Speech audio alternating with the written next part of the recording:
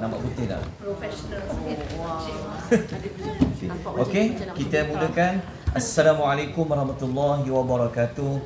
Alhamdulillah wassalatu wassalamu ala Rasulillah wa ala alihi washabihi wa man wala, amma ba'd. Syukur kita kepada Allah Subhanahu wa taala, segala puji bagi Allah atas pertemuan kita pada pagi ini, yang mana kita masih lagi membincangkan tadabbur ayat suratul Fatihah. Kita pagi ini insya-Allah akan menamatkan perbincangan keterangan ayat yang kedua, iaitu Alhamdulillahirabbil alamin. Jadi kena rujuk nota yang kedua.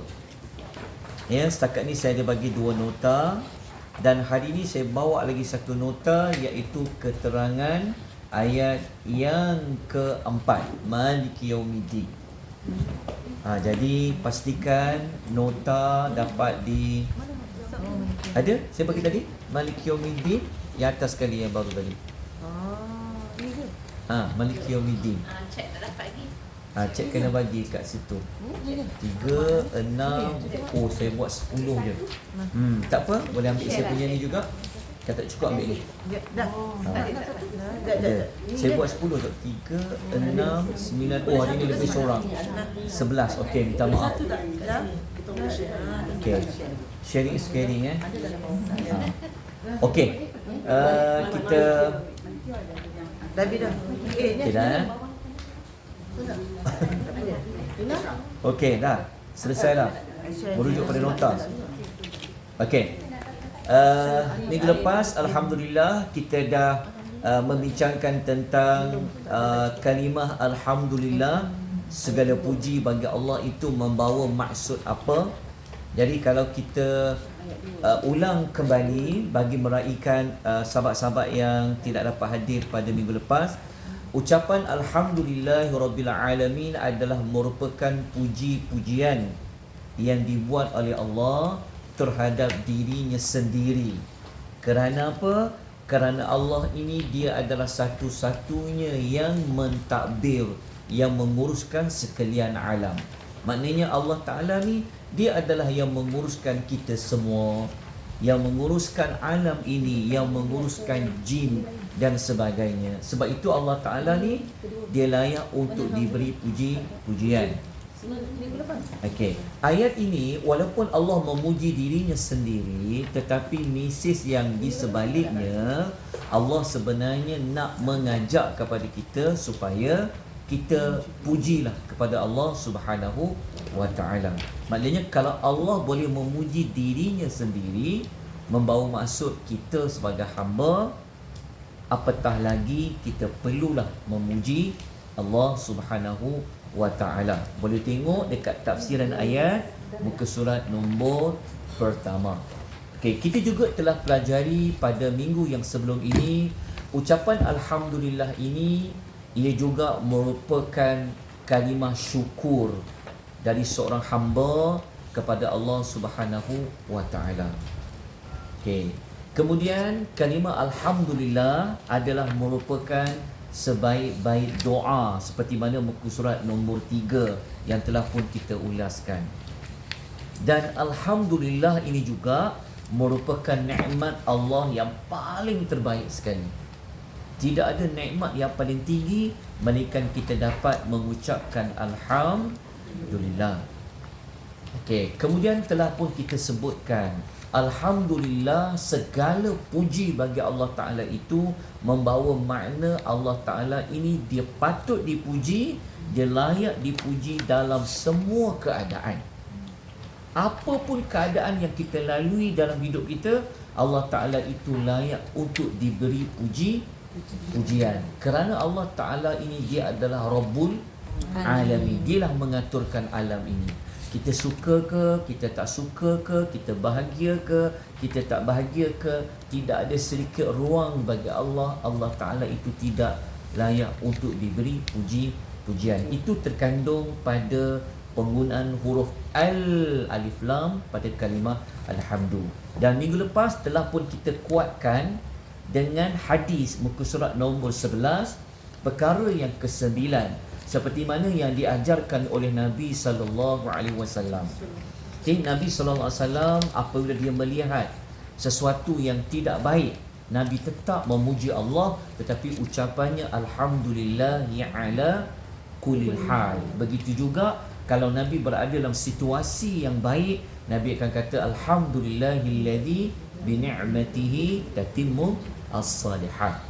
Kemudian kita telah kuatkan juga kena puji Allah walaupun dalam keadaan kita ditimpa musibah, seperti mana kita telah sebut pada muka surat yang ke-6, perkara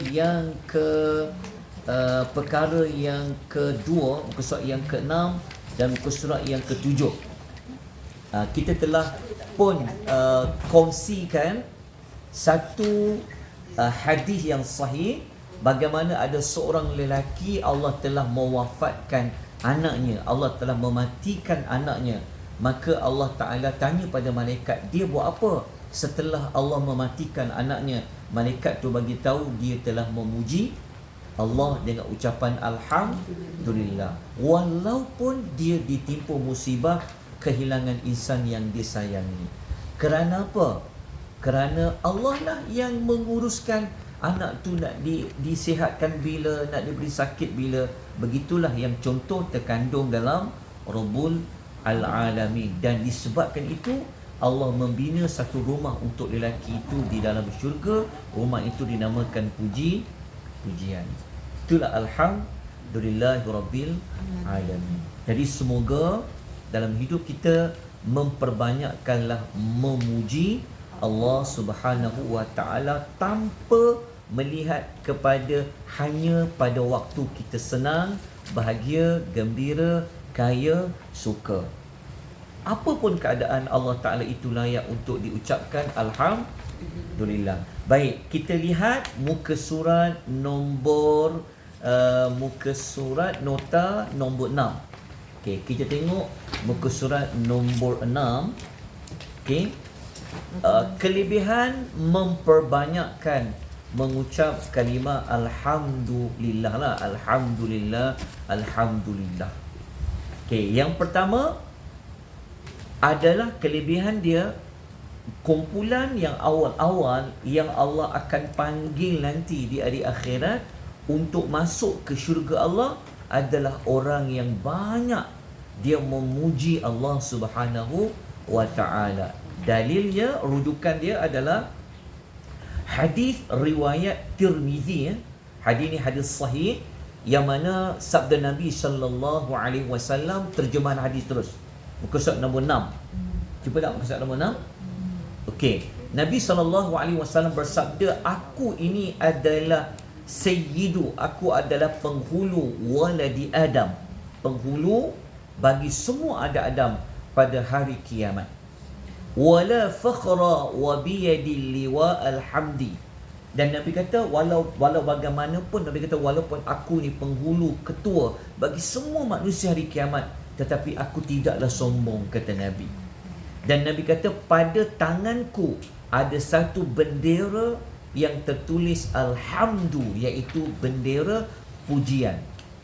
Lepas tu Nabi mengatakan tidak ada satu Nabi pun pada hari itu atau selain daripada hari itu, mereka semua akan berada di bawah benderaku.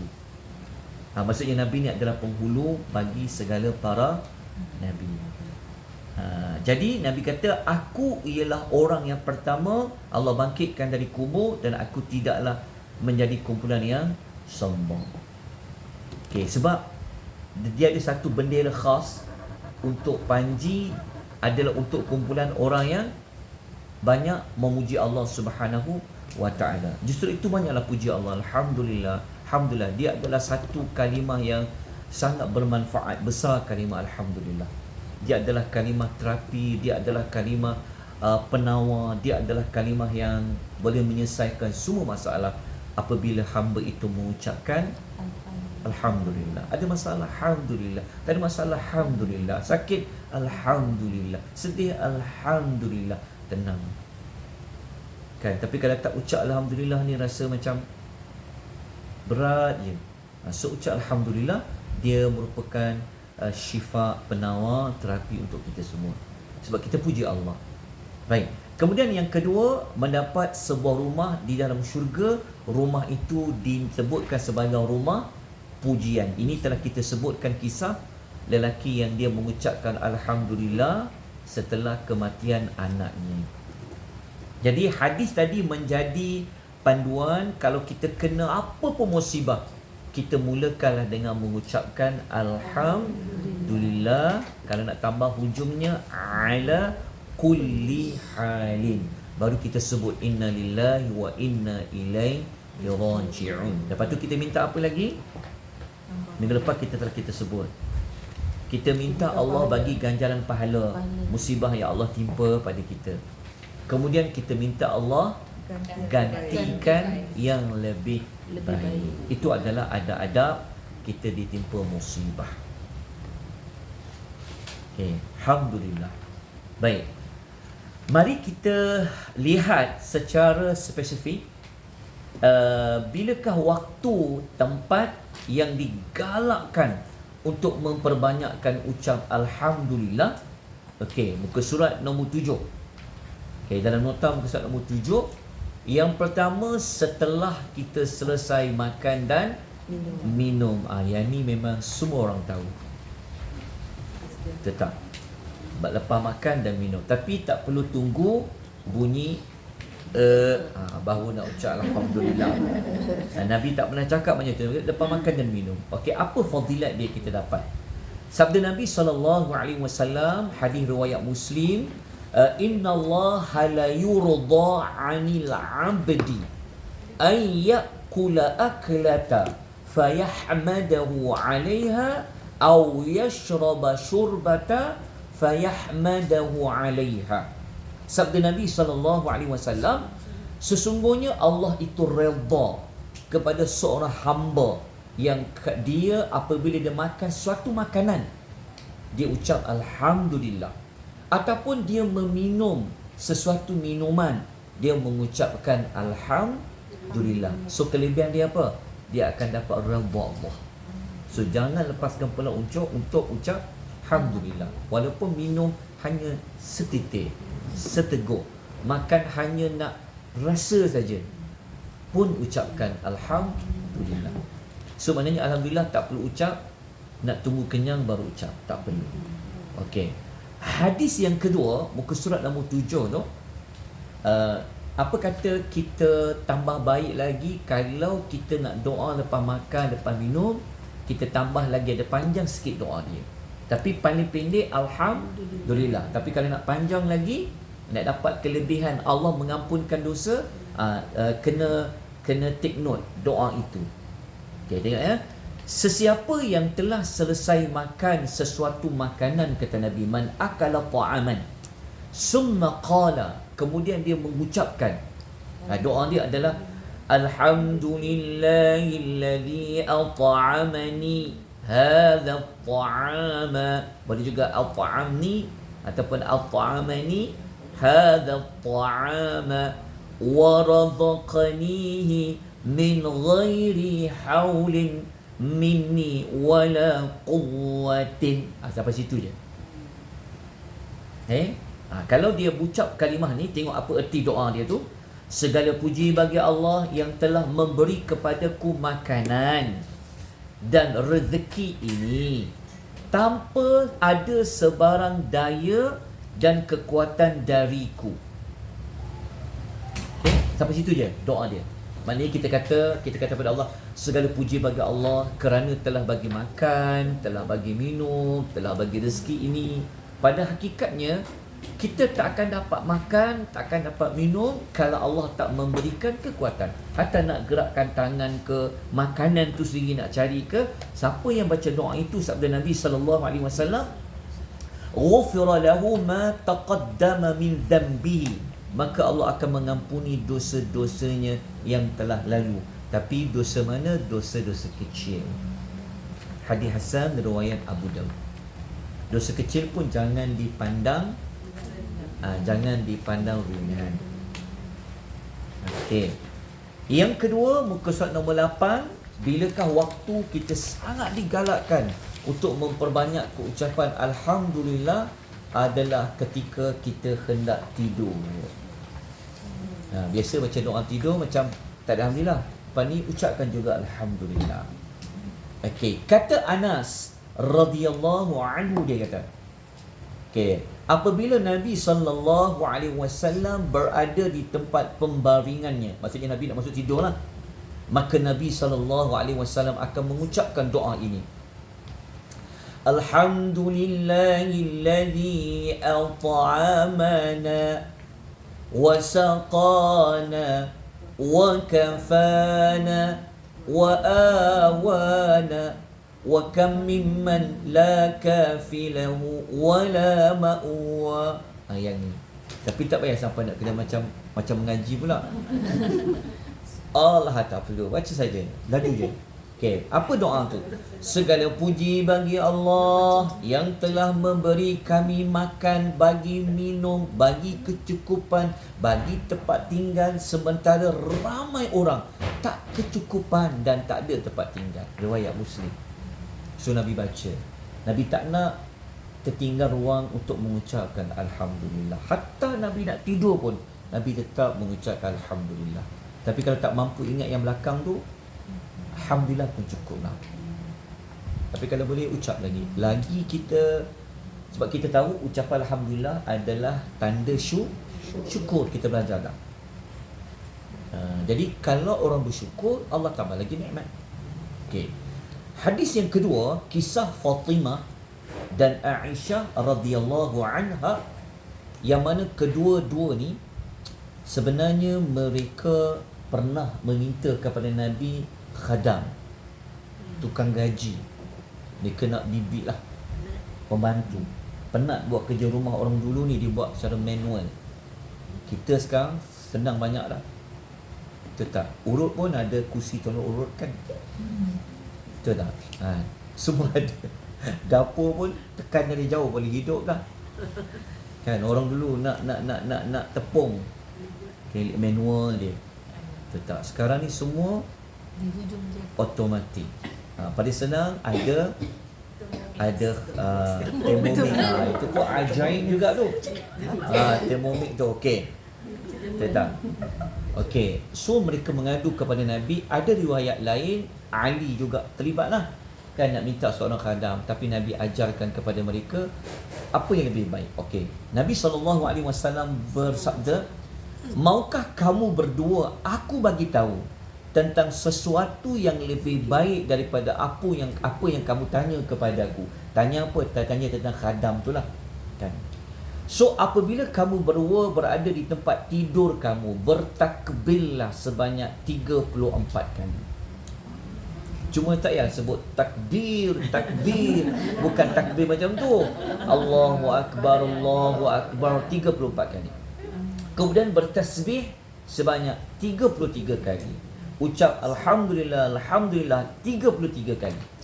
Kalau boleh buat sampai 100 kali, 100 bilangan tu, takbir, tahmid, tasbih tadi, Nabi kata perbuatan itu lebih baik kepada kamu daripada kamu memiliki seorang khadam, seorang pembantu. Riwayat Bukhari Muslim. Selepas ni semua hantar pembantu pemik balik kampung.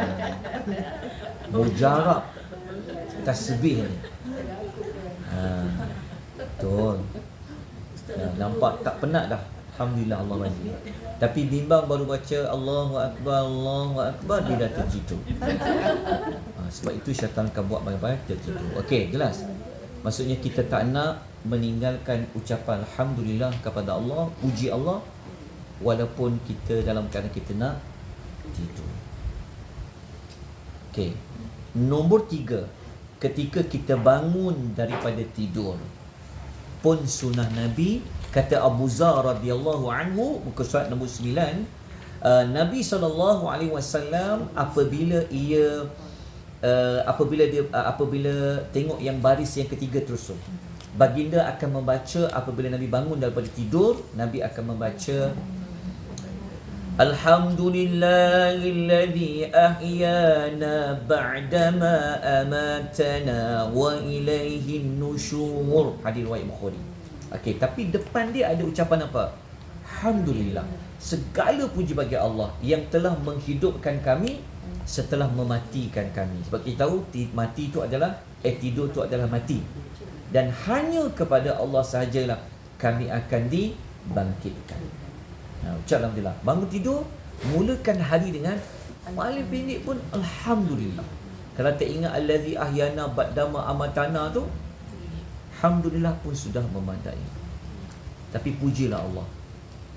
Kerana kita telah sebut kedudukan Alhamdulillah tu apa? Sebaik-baik doa, lebih baik daripada apa yang kita minta. Okay, nombor 4. Nabi SAW ajar kita ucap Alhamdulillah apabila kita bersin. Kan? Masak sambal bersin. Sampai jiran sebelah pun bersin. Tapi tahu kan ada bersin macam mana? Hendaklah diperlahankan suara dia. Cari sesuatu yang boleh menutup hidung. Sapu tangan ke, guna tangan ke, pelankan suara. Ini kalau tidak bersin dia 10 tingkat boleh dengar. Dia punya bersin dia tu. No, sunnah Nabi perlahankan. Tapi bersin dia kena lepaskan lah. Tapi letak sesuatu yang boleh. Dan lepas tu ucap Alhamdulillah. Lepas tu orang yang dengar dia kena ucap apa? Yarham. Apa maksud dia? Senyum. Tapi perlu kata apa-apa. Apa yarhamkallah tu? Yarhamkallah. Kalau kita tengok orang bersin Alhamdulillah, kita kata yarhamkallah, semoga Allah merahmati kamu. Kerana dia puji Allah, kita layak ucap dia yarhamkallah. Tapi kalau dia tak puji Tuhan, jangan sebut. Itu Nabi ajar. Yarhamkallah, jangan sebut. Ya, baru dia layak mendapat doa dari kita, boleh dapat rahmat. Okay. Tapi kalau dia bersin 3 kali, yarhamkallah. Tapi kali keempat dia bersin juga, dia kata Alhamdulillah, kita tak jawab dah. Kali keempat tu yarhamkallah. Sebab sebenarnya dia dah sakit. Dia sakit dah, bersin dah. Keempat tu macam dia dah kena sesama ke. Kita tak ucap lagi yarhamkallah. Tapi kita boleh jampi dia. Dengan jampi kita ajar dekat kalimah Bismillahirrahmanirrahim. Tapi nak pegang kat mana? Pegang kat hidung dia. Okey. Jelas okey. Ada kisah dua lelaki ni, seorang bersin, dia ucap Alhamdulillah, Nabi doakan yarhamkallah. Dia seorang lelaki dia bersin, dia tak ucap Alhamdulillah, Nabi tak doa. Dia tanyalah, kenapa dekat dia kau sebut Alhamdulillah, yarhamkallah, dekat aku tak ada? Nabi kata sebab ada ucap Alhamdulillah. Puji Allah. Sebab bersin ni dia satu nikmat yang bukan senang nak dapat je. Tapi kalau bersin lepaskan, tapi kena ada satu cara untuk elak daripada tersembur lah. Kan? Mulut, tangan ke apa ke. Tapi kalau menguap, Nabi suruh kita tahan. Beza. Kalau menguap, tahan, jangan menguap. Tapi kalau bersin, lepaskan je. Sebab dia nikmat Allah bagi dalam kepada kita. So ucap Alhamdulillah, riwayat Bukhari. Kalau dia bersin tapi dia sebut lelaki Alhamdulillah macam kita tak boleh tahu dia, kita tak dapat nak doakan dia yarhamkallah lah. Sebab salah satu hak kita kepada seorang Muslim yang 6, apabila dia bersin, dia ucap Alhamdulillah, maka kita patut doakan rahmat untuk dia. Okay. Dia kena ucap Alhamdulillah lah secara kuat lah. Alhamdulillah. Okey. Nombor 5, kita juga digalakkan untuk memuji Allah ketika melihat orang yang terkena musibah ataupun kita mendengar orang ditimpa musibah. Cuma saya dah sebut pada minggu lepas, kita dah belajar dah. Tapi kita ulanglah kembali, tak apa. Okey, Nabi SAW sebut, sesiapa yang melihat seseorang yang ditimpa musibah, dia lihat ke, dia dengar ke, hendaklah dia membaca doa ini. Alhamdulillahilladzi afani mimma batalaka bihi wa faddalani ala kathirin mimman khalaqa tafdila. Sampai situ je. Jadi kenapa situ saja. Okey, segala puji bagi Allah yang telah menyelamatkan aku daripada musibah yang Allah timpakan kepada kamu dan telah mengutamakan aku dengan kurniaannya daripada kebanyakan makhluk. Cuma kena lihat orang yang ditimpa musibah lah, takut nanti dia kecil hati. Dia kata kau cakap Alhamdulillah aku kena musibah. Sebab dia tak belajar, dia tak tahu. Sebenarnya kita kata engkau kena musibah, sepatutnya kau memang kena ucap Alhamdulillah dah. Aku ni tak ditimpa musibah pun kena ucap Alhamdulillah juga. Sama juga, Tuhan yang sama yang mengenakan engkau musibah, Tuhan yang sama menyebabkan aku daripada tak kena seperti engkau kena. Jadi kelebihan dia, kalau kita ucap macam tu, Nabi SAW menyebutkan bahawa nescaya dia tidak ditimpa musibah tersebut. So Allah tak bagi musibah seperti mana rakan kita kena. Tapi kena tengok keadaan lah kan.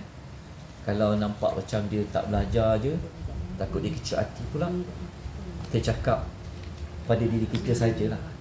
Tak perlu kita baca pada dia sebagainya. Kan? Betul tak? Maksud Ustaz kena baca pada dia? Tak, baca untuk kita baca lah. Kita boleh baca ada kuat. Contohnya kawan kita telefon, dia kata apa, kau kat mana ni? Kat mana kita kata? Dalam kelas. Kat mana ni? Tengah kereta accident, dia kata. Kita pun kata Alhamdulillahillazi afani mimma khalaqah, kan. Kenapa kau cakap Alhamdulillah? Cik hati dia. Sebab dia tak faham. Sepatutnya dia faham lah kan. Okay. Sepatutnya kalau kawan kita tak jawab, tak cakap Alhamdulillah, kita kata kita kena tegur dia. Kau ucap Alhamdulillah aku kena musibah. Kau ucap Alhamdulillah? Dia pula tak faham. Kita kena ingatkan supaya kita kata bahawa supaya Allah tak bagi musibah yang sama kepada dia. Okey, nombor 6, ketika kita bangkit daripada rukuk, iaitu ketika i'tidal, pun kita digalakkan ucap Alhamdulillah. Okey. Cuma betul lah. Apabila imam, muka surat nombor 10 tu, apabila imam mengucapkan sami'allahu liman hamidah, Allah mendengar sesiapa yang memujinya, maka ucapkanlah Rabbana walakal hamdu. Ada ucapan walakal hamdu tu. Okey, siapa yang ucap macam tu, Allah Ta'ala akan ampunkan dosanya sekiranya ucapan itu sama dengan ucapan para malaikat. Masa tu malaikat pun kata Rabbana walakal hamdu. Tapi ada satu lagi zikir Alhamdulillah ketika i'tidal. Ingat tak? Yang 30 para malaikat berebut-rebut nak catat apa yang pada awal. Alhamdulillahilladzi Alhamdulillah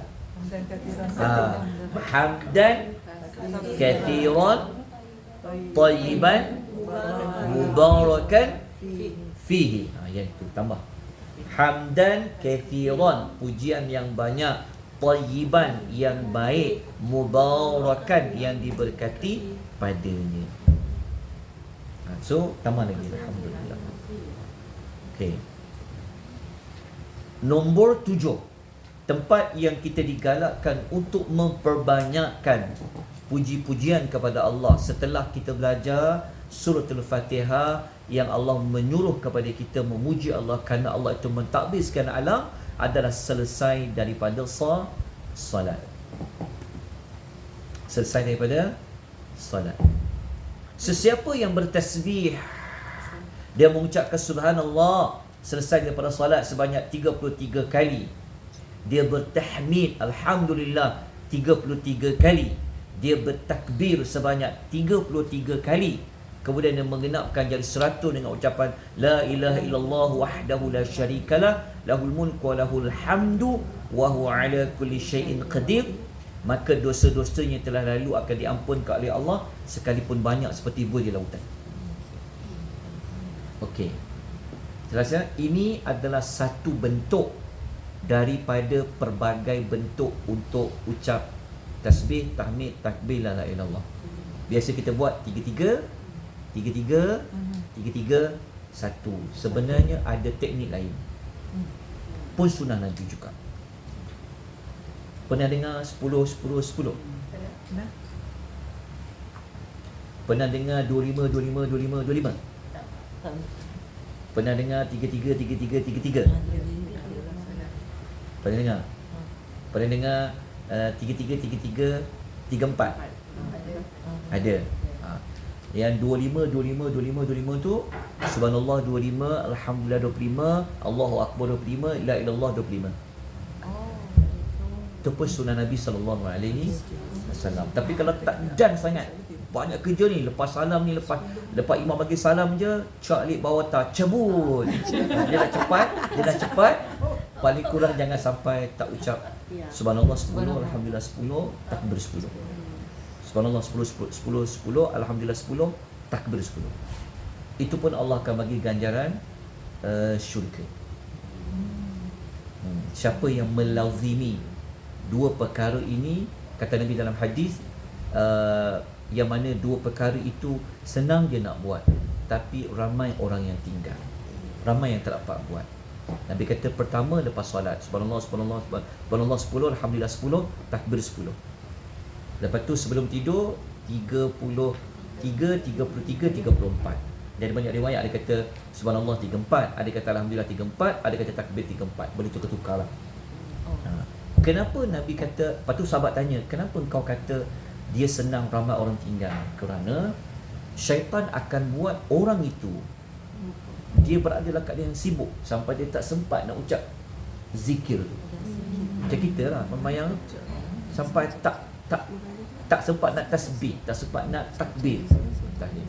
Yang ketika tidur, syaitan akan buat orang tu tertidur sebelum dia sempat mengucapkan tasbih, takbir. Apa kak? Ustaz, saya ada soalan tentang ini. Okey. Kalau dulu kalau dulu kan pernah macam selalunya tengok bapak kita lepas solat, lepas habis sembahyang tu dia berwirid tu kan. Betul. Dia wirid lepas solat. Tasbih ni semua sekali kan. Okey. Jadi macam sekarang saya ada juga dengar belajar, macam adalah juga ilmu yang dulu terima, dah lepas salam tu kita terus je shortcut baca ni, terus macam terus lepas baca salam, lepas tu terus semua baca tasbih takmid ni semua, lepas tu baru doa. Boleh? Dia macam ni, zikir selepas solat, memang ada dalam hadis Nabi SAW ajar. Dia ada banyak bentuk. Susunan dia tak menjadi masalah lah, nak baca tasbih dulu ke, baru baca ayat kursi ke, ayat kursi dulu ke. Tapi kalau ikut hadis tu Nabi kan istighfar dululah, pendek je, astagfirullah. Lepas tu boleh baca ikut lah. Tapi kalau boleh jangan tinggal ayatul kursi, kerana kita ada peluang memasuki syurga.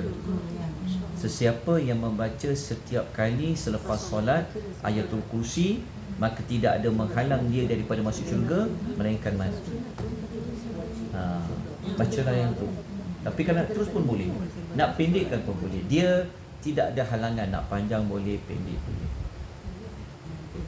Kalau macam dulu ada buku kata macam belajar ni buku okay. Kan lepas salam tu doa orang kata kan. Jadi ialah ni kena kita buat macam ni, lepas tu baru doa lah kan. Betul.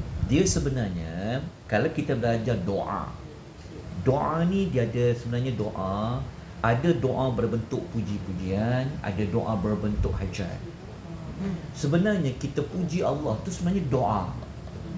Kita jangan faham doa ni mesti ada satu nak minta. Tidak. Sebenarnya kalau kita tasbih, kita takbir, kita tahmid tu sebenarnya adalah doa. Dia panggil apa? Doa berbentuk puji-pujian. Dia doa bentuk puji-pujian. Sebab walaupun kita tak minta sesuatu, kita mesti ada hajat. Apa hajat kita pada puji Tuhan? Apa hajat kita pada kita besarkan Allah, Allahu Akbar? Apa hajat kita pada kita ucap la ilaha illallah? Itu dia panggil doa. Dia panggil doa as-sana, doa puji-pujian. Kalau benda yang kita minta, baru dia panggil doa berbentuk hajat. Dalam Al-Fatihah, dua ni ada. Alhamdulillahirabbil alamin sampai kepada ihdinas sirat, sampai kepada iyyaka na'budu iyyaka nasta'in, itu dipanggil doa puji-pujian. Dia doa puji-pujian. Lepas tu doa berbentuk hajat, spesifik hajatnya dekat ihdinas siratal mustaqim 6 sampai 7. Nanti kita akan baca nota yang awal-awal saya bagi hari tu nanti kemudian lepas habis. Macam ni Sebab kita tak sebut apa pun. Allah tahu apa yang kita ingin dalam hati kita, apa terlintas dalam pemikiran kita. Sedangkan tambah lagi dia jadi doa kuat kerana kita tak boleh minta turun hajat, melainkan kita kena puji Allah dulu. Jadi banyakkan zikir sebagainya. Dekat okey. Jelas yang ini dapat salah satu tempat untuk baca alhamdulillah selepas solat. Cuma ada beberapa cara lah Nanti saya bagi nota khusus lah tentang zikir-zikir ni. Kita kena perbanyakkan cara supaya kita boleh hidupkan sunnah Nabi. Sebab setengah orang cara dia 3-3, 1. Tak pernah tukar. Kita kena tukar supaya dapat hidupkan sunnah Nabi banyak. Kadang macam ni, kadang macam ni, kadang macam ni, kadang macam ni. Nanti kita akan kongsikan lah. Okey, nombor 8.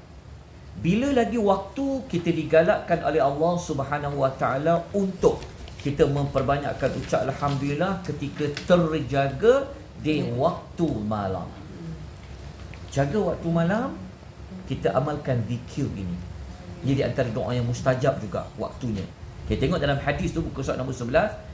Sabda Nabi SAW, ma min lailin, siapa yang terjaga dia daripada waktu malam dia, maka dia mengucapkan, bacaan dia adalah la ilaha illallah wahdahu la syarikalah lahul lahu tu pada syarikalah betul lah, lahul mulku wa lahul hamdu wa huwa ala kulli syai'in qadir.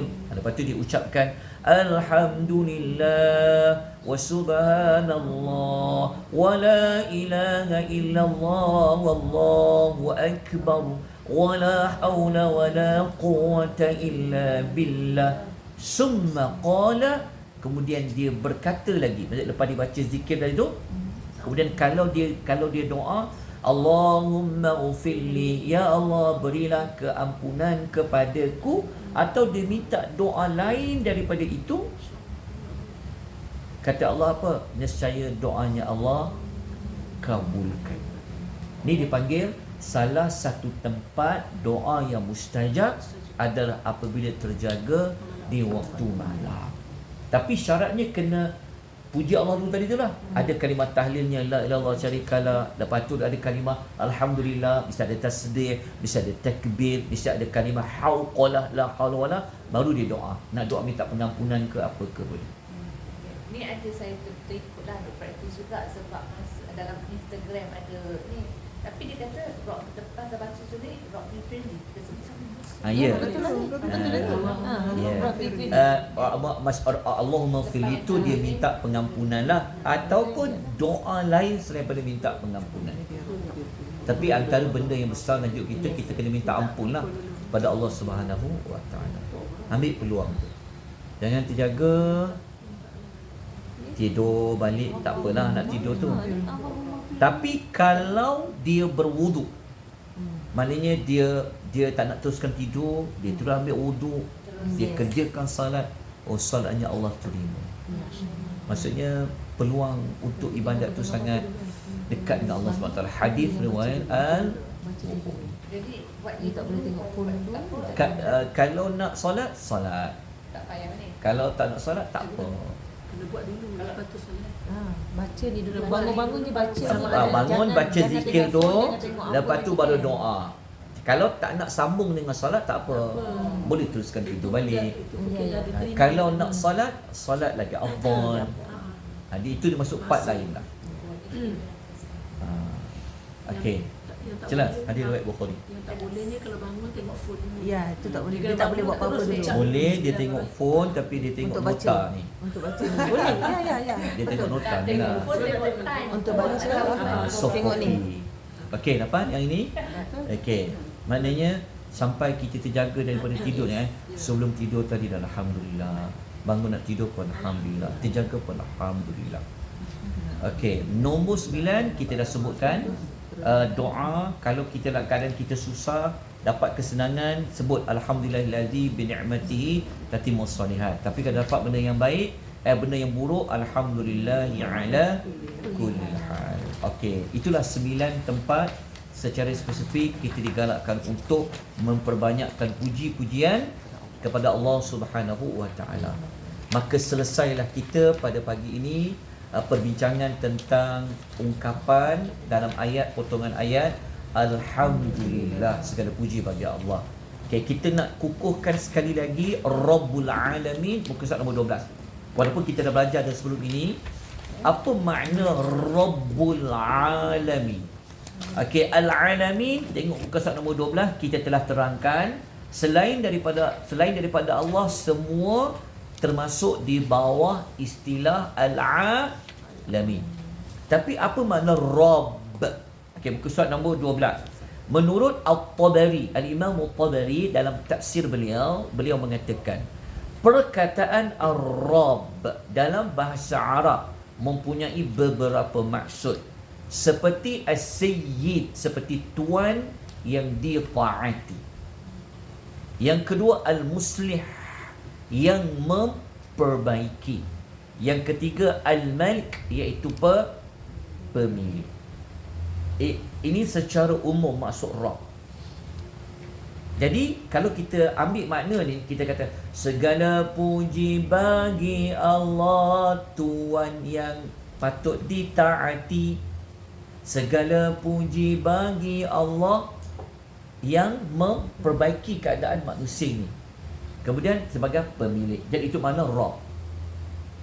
Jadi Allah Ta'ala dia aturkan alam ni sebenarnya untuk kebaikan, kerana dia itu adalah pendidik. Okey, tengok muka surat nombor 13.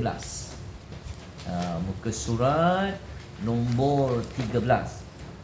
Dalam kotak tu, mari kita bincangkan dengan lebih lanjut apa makna Rabb. Sebab itu dalam doa yang terbaik kali depannya ada Rabb tu. Rabbi, Rabbana, Rabbi, Rabbana, Rabbana, Rabbana. Rabbana tu dia sebut depan tu adalah Rabb kami, Tuhan kami. Apa makna Rabb dekat situ? Sebab tu doa yang powerful, doa yang mustajab, dia ambil doa dari Al-Quran tu. Kan kerana depan tu ada Rabbi dan juga Rabbana. Okey, apa makna Rabb yang sebenar-benarnya? Surat nombor 13, kotak yang pertama tu, Rabb bermakna tuan. Apabila Rabb dilihat sebagai tuan, maka kita kena faham kita ni adalah hamba Allah. Ya, okey, Rabb, Rabbil Alamin. Okey, Rabb yang kedua membawa makna pendidik atau memperbaiki. Sebab tu dalam hidup dekat dunia ni, kita tak pernah terlepas daripada ujian dan dugaan. Kalau Allah bagi ujian, Allah bagi cobaan, sebenarnya bukan nak memburukkan kita, bukan nak menjahanamkan kita. Sebenarnya Tuhan nak memperbaiki lagi. Lagi diberi ujian, kalau kita betul-betul ikut, kita akan jadi baik, lagi tambah dekat. Itulah fungsi Allah memberikan ujian, kerana Allah tu adalah pendidik dan perbaiki. Boleh baca kat situ. Tenang abang. Okey. Kemudian Rabb yang ketiga, muka surat nombor 14, Allah Ta'ala ini adalah pemilik. Kita ini milik Allah, hanya kepada Allah kita kembali. Ini kita fahamlah tentang pemilik, telah pun kita terangkan secara ringkas. Okey. Jelas tentang Rabbul Alamin? Okey. Jadi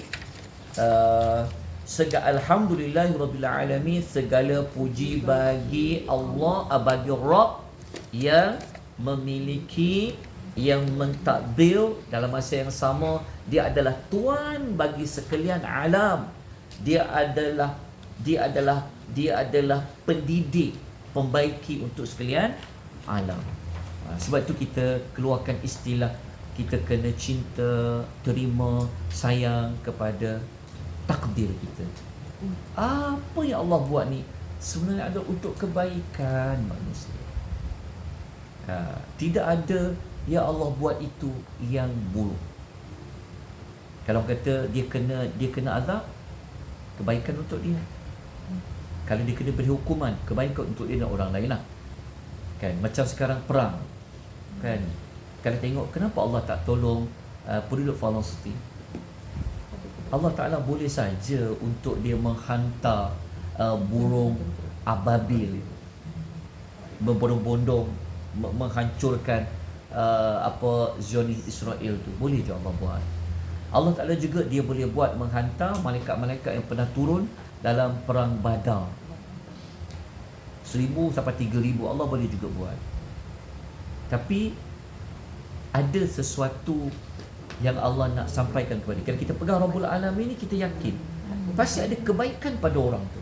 Kita tengok macam dia tak cukup makan, dia ketakutan, tapi kita kena pegang Tuhan yang sama yang beri kita aman, Tuhan yang sama yang beri mereka ketakutan. Okay. Jadi kita Alhamdulillah. Tapi bukan sekadar Alhamdulillah, adalah tindakan-tindakan yang lain. Okey, selesai untuk ayat nombor 2. Sekarang kita nak pergi ayat nombor 3.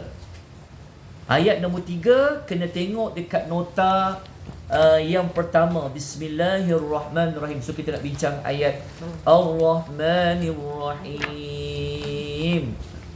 Cuba tengok dekat nota nombor 1, kalimah Bismillah. Ada ke tak ada? Tak ada kawan-kawan kita bagikan, edarkan. Satu. Yang satu ada. Ada nota kalimah Bismillah.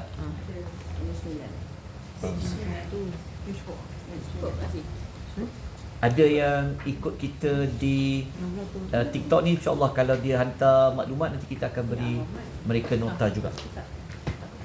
Ada? Okey, Ar-Rahman. Bismillahirrahmanirrahim tu. Okey, cuba tengok muka surat nombor 9.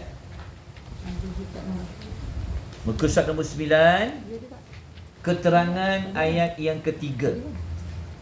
Nota tu elok beli plastik macam ni, letak dalam plastik tidak kejenuh pula. Takut nanti terbungkus karipap ke apa.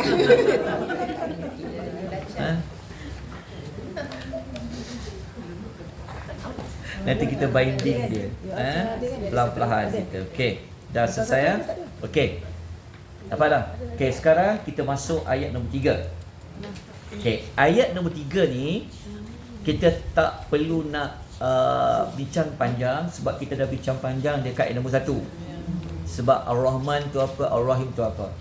Okey, persoalannya adalah kenapa Allah ulang sekali lagi pada ayat yang ketiga Ar-Rahmanir-Rahim, sedangkan dia telah sebut pada permulaan ayat Bismillahirrahmanirrahim, Alhamdulillahirabbil alamin, Ar-Rahmanir-Rahim. Ulang lagi. Okey, sebelum kita bincang yang itu, mari kita tengok perkaitan ayat 3 dengan ayat nombor 2. Maksud dia begini. Ayat nombor 1, kita buat apa pun pekerjaan, sebut dulu nama Allah tu dekat Bismillah. Kita nak ulas lah untuk dapat berkat dan sebagainya. Kemudian ayat 2, Tuhan kata segala puji bagi Allah, maknanya Allah mengajak kita puji dia. Apa perkaitan dengan ayat 1? Perkaitan dengan ayat 1, Tuhan nak kata kalau Allah itu dah bersifat Rahman, bersifat Ar-Rahim, maka Allah itu layak untuk dipuji. Itu pada ayat nombor 2. Jadi Allah tu juga dipuji dia kerana dia adalah Rabbul Alamin. Lepas tu Allah ulang sekali lagi Ar-Rahmanir-Rahim. Apa perkaitan dia? Okey, perkaitan dia tengok dekat nota tu. Ayat ketiga ini Ar-Rahmanir-Rahim menjelaskan sifat-sifat Allah dalam mentadbir dan menguruskan sekalian alam. Dia macam nak sambung balik cerita ayat 2 tu. Kan? Kalaulah ditanya, macam mana Allah ni jadi Rabbul Alamin? Macam mana Allah ni pentadbir sekalian alam? Dia menguruskan sekalian alam? Maka ayat 3 bagi jawapan. Dia menguruskan sekalian alam itu dengan membawa sifat Ar-Rahman dan Ar-Rahim. So sifat takbir dan urus Allah pada ayat nombor 3, nombor 2 ini, nombor 2 tadi dinyatakan pada ayat yang kedua. Jadi rupa-rupanya Allah mentakbir kita, uruskan kita ni sebenarnya adalah berdasarkan rahmat dan kasih sayang Dia. Okey. Celah kat situ. Boleh ya? Sebenarnya Allah sayang pada kasih pada kita. Dia takbir alam ni. Cuma kita je tak nampak kasihnya. Sebab bagi kita nampak musibah ni macam tak ada kasih. Kita nampak susah ni macam tak ada kasih. Bukan begitu. Sebab dalam ujian itu adanya kebaikan. Sakit itu ada kebaikan. Musibah itu ada kebaikan. Itulah rahmat Allah. Mungkin orang kata, kenapa orang dilahir tak cukup fizikal? Betul tak? Itu Allah tak rahmat dah. Orang lain boleh lihat alam, boleh dengar, boleh merasa. Tapi ada orang Allah bagilah keadaan dia kurang fizikal dia. Adakah itu tanda Allah mentadbir alam tanpa rahmat? Rahmat. Kenapa Allah tak bagi orang ni sama semua, kaya je semua? Kenapa ada yang miskin? Sebenarnya rahmat. Betul tak? Kalau semua kaya, siapa nak buat jalan raya?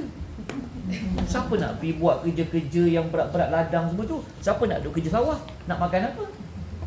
Rahmat Allah. Betul.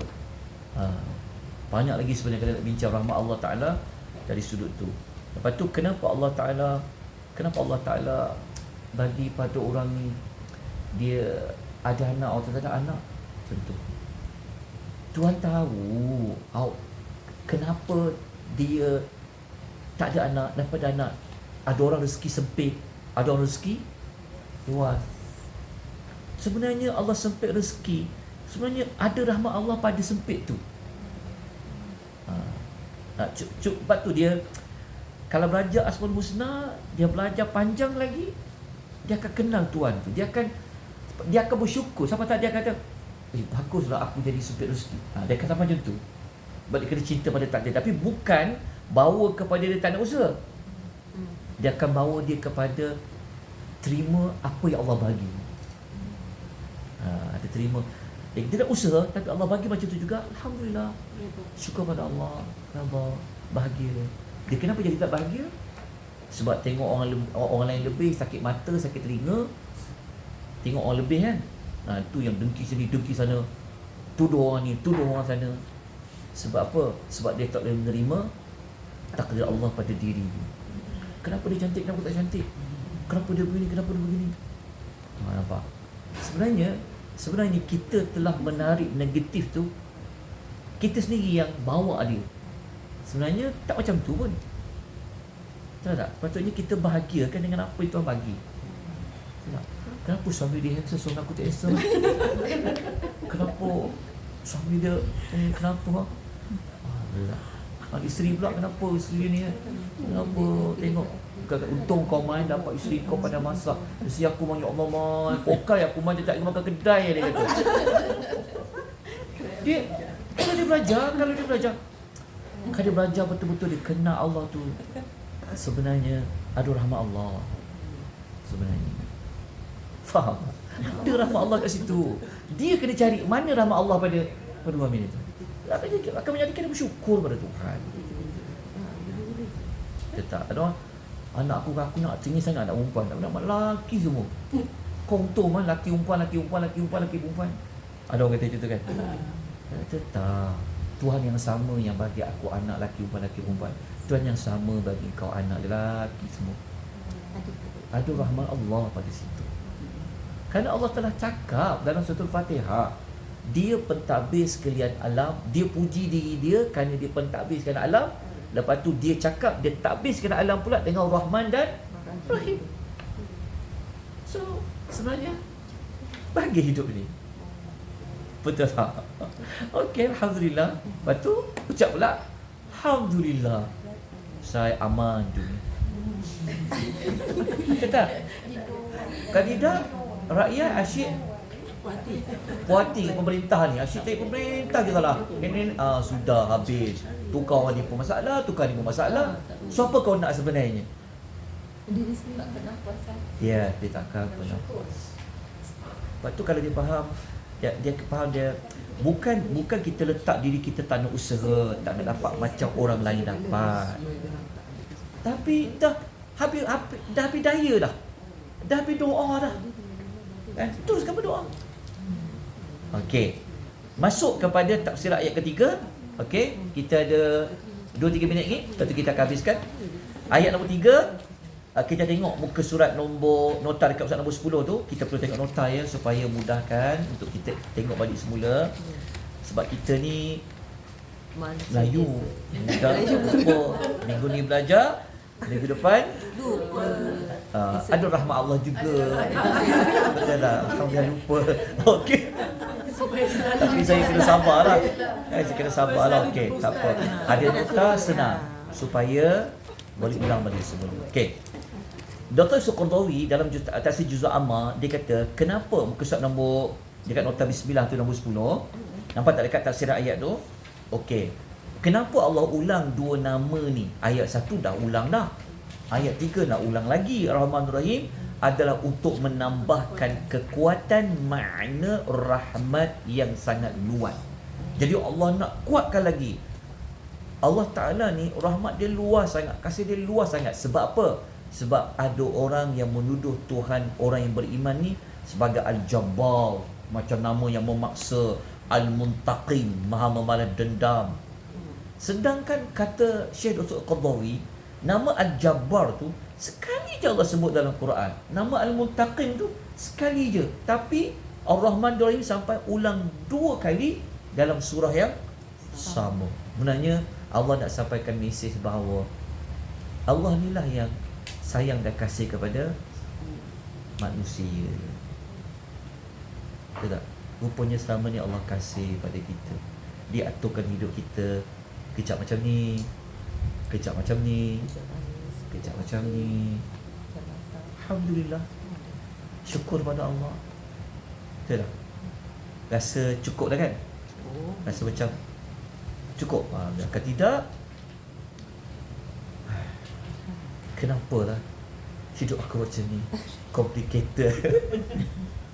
Boleh dia fikir, tapi jangan. Dia kata, ya Allah, aku terimalah apa yang kau bagi pada aku. Ya Allah, kita usahalah. Okey. Kemudian tentang apa? Rahimani wa rahimakumullah. Okey. Kita dah terangkanlah. So, selesailah sebenarnya ayat nombor 3 tu. Sebab kita dah bincang Ar-Rahman Ar-Rahim tu apa. Ya. So, selesai ayat 1, ayat 2, ayat 3. Baru nak masuk ayat yang keempat. Maliki Yaumiddin. Tapi nota saya dah bagi. Rasa tak cukup kot Maliki Yaumiddin tu. So sebelum kiamat berlaku, tambah lagi nota tu, print lagi. Kalau nak nota soft copy, nanti saya bagi nota soft salinan lembut. Bagi kat saya soft copy. Okey kak, saya bagi nota salinan lembut kakak. Okey, ada soalan tak? Ada pertanyaan? Ya, soalan apa? Ini tak cukup. Memang yang isteri tak pandai masak tu, hikmah dia supaya suami sleep. Ya. tiba-tiba. Suami sleep. Dah habis ke? Dah habis ke? Dah. Dia makan kat luar lagi. Gemuk dia.